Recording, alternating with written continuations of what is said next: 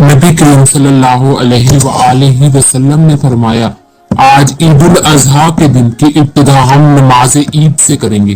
پھر واپس آ کر قربانی کریں گے۔ جو اس طرح کرے گا وہ ہماری سنت کے مطابق کرے گا، لیکن جو شخص نماز عید سے پہلے ذبح کرے گا تو اس کی حیثیت صرف گوشت کی ہوگی جو اس نے اپنے گھر والوں کے لیے تیار کر لیا ہے، قربانی وہ قطعاً بھی نہیں۔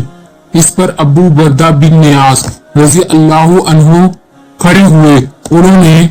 نماز عید سے پہلے ہی ذبح کر لیا تھا اور عرض کیا کہ میرے پاس 1 سال سے کم عمر کا بکرا ہے، کیا اس کی دوبارہ قربانی اب نماز کے بعد کر لوں؟ آن حضرت صلی اللہ علیہ وآلہ وسلم نے فرمایا، اس کی قربانی کر لو، لیکن تمہارے بعد یہ کسی اور کے لیے کافی نہیں ہوگا۔ نبی کریم صلی اللہ علیہ وآلہ وسلم نے فرمایا، جس نے نماز عید کے بعد قربانی کی اس کی قربانی پوری ہوگی، اس نے مسلمانوں کی سنت کے مطابق عمل کیا۔ صحیح بخاری 5545